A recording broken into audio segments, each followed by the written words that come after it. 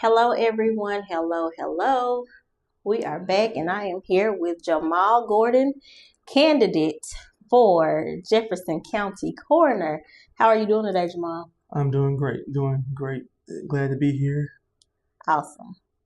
Okay, so let's jump right in. We've been having interviews today in the lab, and you are our last one of the day. So let the people know who you are, where you're from, and what made you run for Jefferson County Coroner. My name is Jamal Gordon. I'm the candidate for Jefferson County Coroner, as you all may know, or some that don't know. And I am, like I stated, I've been in the death care industry for over 10 years, a decade, and I saw a need where we needed to have a better presence from our coroner's office and also some different things to modernize our coroner's office to bring it up to 2026, where we're meeting people where they are. And And that's one of the main reasons why I'm running for Jefferson County Coroner. I enjoy being in the death care industry, and like I said before, this is just a switch in gears instead of the whole career. I still be under the umbrella of the death care industry, but I'm just doing it from a different angle, as far as just being the coroner. So that's really my whole purpose of why I'm running, and I'm looking forward to a successful win. Amazing. So some people have asked, and I've seen the comments of, why fix something that isn't broken? What do you have to say to those who carry that sentiment? Well, a lot of times, and I've used this before, and I've said this before, you can buy a house and not even live in it, and you can move off and be gone for a long time. But you do know that that house has lights, water, and gas, and it has everything to function if you want to go spend the night there tonight. But if you move away from your house and stay gone for a long time, and you come back, you realize, oh well, this don't work. This don't work. This is not work. You didn't know that until you get back into that house and realize that it's not working. I use that example to say that a lot of people say it's not broke, don't fix it, because they never had to have an encounter with the coroner's office. Everyone don't have an encounter with the coroner's office. And you have an encounter with the tax collector. You have an encounter with the assessor's office and things like that, because those are like your everyday needs that you need from the county. The coroner's office, you don't actually need the coroner's office until you actually need the coroner's office, and everyone don't need the coroner's office. There's different entities that help in the death care industry when it comes to the coroner's office. We have doctors, you have medical examiners and funeral homes and things like that. So with me being in the funeral industry, I saw where there were some things that were broken that I know that I can fix and I'm willing to fix for the county. And so, like, since people don't have that encounter, they don't know that it's broken. But I believe, and I can assure you, once the things that I want to go in there and fix and modernize and bring to the table, you will see, okay, there was a broken, and there's no, let me say this too, because I'm not in the mudslinging thing contest with people. I'm just running my race, There's some things that I know that can be fixed because I know how the office can be run. I know from the industry and what we can do and what we can do different to be a better office for our community. You talk about some things being broken, and I did catch your forum the other night with the Divine Nine, and one of the things you spoke about was switching the phone lines back over to the coroner's office. Can you go a little bit more in depth with that and let us understand where that statement came from? What did you mean by that? Sure, I definitely go in depth. I have friends, I know people that work um, in the 911 medical facility and things of that nature. And I've had families myself to actually call the coroner's office to get stuff done, and it rolls over to that 911 medical phone line. I said at least through the hours of Monday through Friday from 8 to 5, I think the coroner's office can take his own call, the office itself. So we might have to find budgets to make sure that we have someone to be there, or the coroner himself being there, or the deputies and things like that. The setup is not there yet, but I know we can change that. I think of that as a liability. The fact of that, if a person who's calling needing just assistance from the coroner's office and that line roll over to the 911 Mecca line, that's a holdup for a real emergency from someone else who's calling in. So now that person who answered their phone, they got to attend to see what that client wants. Tell them, I got to call you back. I need to call the coroner's office. You can't get in contact with the coroner's office because you call the coroner's office it's gonna come back to your line. So now you got to call the coroner's office or the deputy that's on call or the coroner himself to answer them. By the end, you've tied that one person up at Mecca up to be doing other calls that's related to real emergencies. So that's one thing I would say this at least from the hours Monday through Friday, starting out from 8 to 5. We can see how we can change that. Then if we can get a good system rolling out. Are you saying that there are no employees in the office as to why they're not answering the phone? So there's nobody in the coroner's office during on a regular basis. No. Okay. Interesting. Okay, talk to us a little bit more about the other innovative systems that you plan on bringing into the office if elected. Innovative systems is, more so. We said things about modernizing and making sure that we could do things as far as putting our systems online where people can check for different things they need, and even old files that has been stated to get it electronically and things like that. Those are the things that I think we need to be doing in 2026. Right. And so that's one of the biggest things that I want to make sure that we can make it easier for people to have access to what they need from the coroner's office. Like I said, dealing with death certificates and other information. A lot of this stuff, some things are not public information. Some things is you got to deal with a lot of privacy when it comes to people, because we're talking about the cause of deaths of people, and we're not talking about getting that access to people. We can't do that. I don't want to do that. I did hear on another news outlet that there's like a 60-year backlog of cases that should have been digitized, but they have not been digitized yet. Yes, that was stated, and I think in this modern day in 2026, that's not a hard to do. That can be done, and if it's not a lot to backlog, I think there's no staff in the office, then it may be hard to do if nobody's at work. Well, I believe people do what they want to do. If something they want to get done, it can be done, staff or no staff, or it takes the responsibility of the person who is in charge of the office. Mm-hmm. Okay, you did speak to something just then, though, about HIPAA violations and making sure that you guys operate with integrity and privacy. Can we speak a little bit more about that? That's just core principle of being a human. To me, you have to know that when you're in an office of this sort, whether it's the medical field, the funeral industry, the coroner's office, anything, HIPAA is very, very important. That's not my job, and no one who will be working for me to be out telling somebody else's business. I mean, I'm just being cutting it chase, very straight to the point, and not trying to use any big words to say this. That's a violation. Anything that's, where is your integrity, on certain things? Some things you have to keep in-house. And I will address this. It was brought to me. They say, well, Jamal, if you get elected, are we sure that people information won't get out, cause of death, things like that? To be honest with you, like I said, I've been in the decade industry for a decade now. You've never heard me discuss anyone's private problems or anything like that. I have access to a lot of data and things now that if I want to know something right now, I can do that due to the job that I'm in now. But I have the integrity, and it's just common courtesy, Right. Just to have that, to know that this is how we operate. This is how we want to move. And there's a lot of things I feel, that we shouldn't do, period. And we can put a stop to that. I mean, not saying that it's going on now, but I just know from under my administration, we're not going to lead that type of way. Right. So I have asked you, like, personally, are you aware of the softwares that they use? Do you have any experience in handling budgets? Like, I've asked you this just as a voter wanting to be informed when I go to the polls. So I would like for you to answer those questions for those who may be wondering about that. Could you elaborate on that for us, please? Oh, yes. The softwares that are used, they are basic, simple softwares. It's when you understand technology, you understand those softwares, it's easy to learn.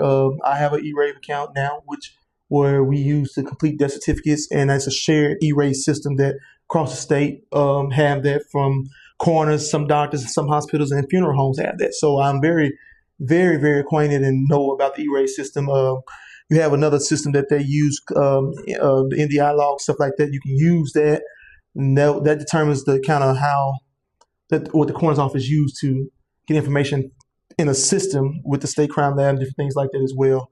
And as in within the office that shared people within the office use as well. So where you can get the information that you need, stuff like that. So very familiar with those. I have friends that are coroners, and I've talked to them, and I've been dealing with them on some things on how to handle certain things when it comes to the system and softwares that we have.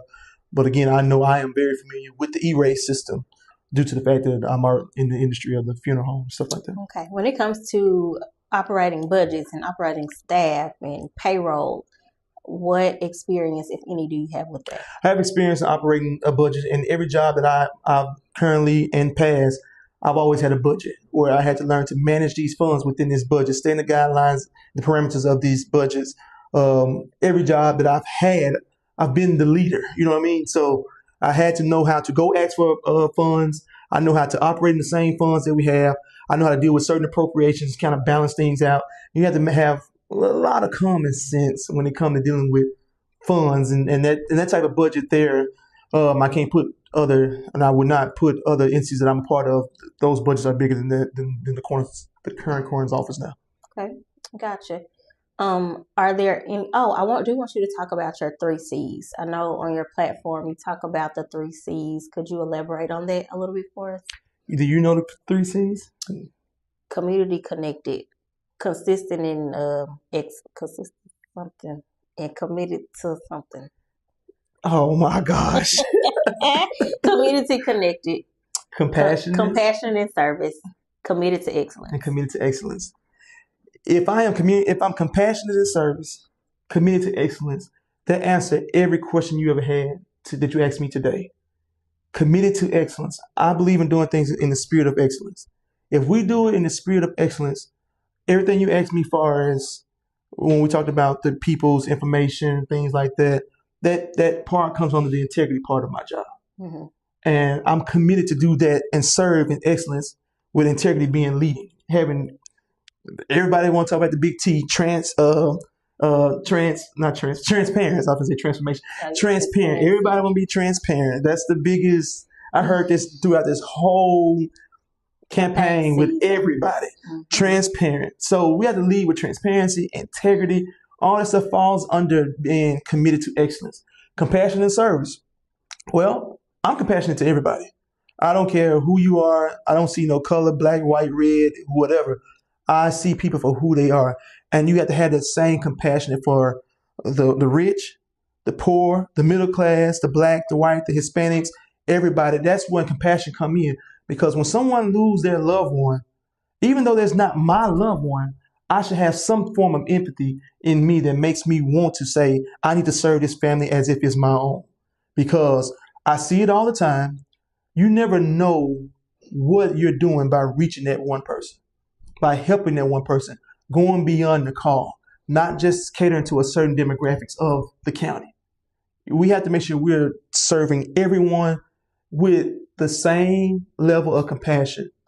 And the type of compassion I give is, if I just rate it myself, it's a 10 out of 10.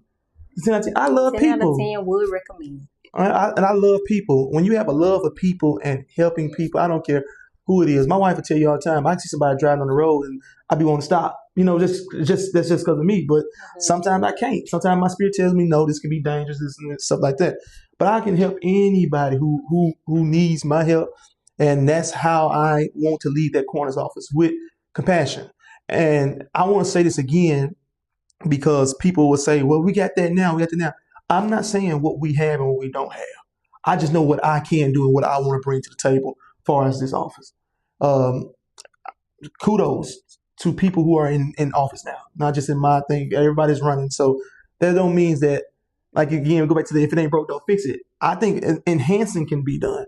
I think when we don't fix things that are already broken, that's when complacency sits in. Once complacency sits in, then you have a slowly declining process that's happening. And that is not good. Mm-hmm. Complacency can be bad sometimes. Well, it's been this way. No, a new broom's going to always sweep better than an old broom. That same broom, you can sweep in the same spots, but once that broom constantly get old, it don't hit the same way. You get that new broom, it's going to get into some corners that old broom couldn't get into. Not saying that, hey, that old broom when I got it was not good at one point. It served its purpose. It served its time. And I believe complacency is one of the biggest strongholds we have across the board here in Jefferson County and in all things. So, that's how I want to, make sure I'm leading in the right direction with compassion and service. Bring it back to the question. Committed to excellence. Community connected. Community connected. I love my people. I love Pine Bluff. I love Jefferson County. I love Alltime. I love Wabasika. I love Tuck. I love Sure. I love Pastoria. I'm just naming cities that that I can think of off the top of my head in Jefferson County. I worked in all of those communities in some shape, form, or fashion. Whether it was burying, doing funerals, playing the piano, or being there for people during their time of loss. Like I said, I've been under the same umbrella for years. It's just a different scope, different route I'm taking with it. Mm-hmm. And so, community connected. It's so many people will get access to me, just me being Jamal Gordon. It's ridiculous. But one thing I tell you, my phone stay on ring loud everywhere at nighttime. My wife tell you she hates hearing when that phone call ring. I'm on call 24/7 now. That's from a funeral home standpoint, but also too, I'm on call to anybody who call me in the middle of the night. Whether it's, hey, I done ran out of gas. Can you help me come get some gas? Everybody know I get up out of my bed for anybody, especially if I'm connected to you like that. And so that just showed that I had that community accessibility where you're accessible to me. I'm accessible to you. I serve. That's as a leader, my job is to serve. And that's where I'm leading with this whole position, to be able to serve our community and have where the community can have access to whatever needs they need and needs and wants they have. Amazing. Well, I think those are all the questions that I have for you today, Jamal. Early voting does start tomorrow, and we all know Election Day is March 3rd. So I'm going to give you the floor so you can invite people to come and support you, vote for you, whatever that may look like. Well, again, my name is Jamal Gordon. I'm running to be your next Jefferson County Coroner. I really would appreciate your vote. Early voting starts tomorrow, which is February 17th, from 8 o'clock to, I believe, 6 o'clock, if I'm not mistaken, all the way until March 3rd. March 3rd, you have to go to your precincts. It is very important that you know where your precinct is located, because if you miss the early voting, you have to go to the precinct. If you need help on finding out where your precinct is, please feel free to call the county clerk's office at 541-5322. That's 870-541-5322. That's the county clerk's office, Ms. Chandra Taggart's office. They have all the information that you need to be able to locate your precinct. But I will hope that you all will just go ahead and get it out the way starting tomorrow. I'm going at 8 o'clock in the morning. I want to be the first person to vote for myself at 8 o'clock in the morning. So I am going at 8. And if you want to come with me at 8, hey, let's all meet down there at 8. Let's rally up and go and get these votes in. Because I think when you vote for Jamal Gordon, you're voting for change. Not just change, but positive change. Change, and the change that look like you, community, and compassion and service, and committed to excellence. So again, please take your time, learn your precincts, or come to early voting and vote. I'm Jamal Gordon, running to be your next Jefferson County Coroner, and I would appreciate and love your support. Most definitely, I want your vote. All right. Well, you heard it here on the table before me. Again, guys, thank you for hanging out with me today. We've been live all day long. Thank you, Jamal, for being our last guest of the day, but certainly not the least. You heard them. Head on out to the polls. Also, I know I got that one in there. The Bible said the last should be first, first should be last. Well, Also, listen here. God said it. I believe it, okay? All right, y'all. We're going to get on out of here. Thank you. Please put your comments below if you have any questions for Jamal. I'm sure he'll hop in there and answer them sometime throughout today. Also, share this with your friends. Let them know so they can go to the polls informed. Once again,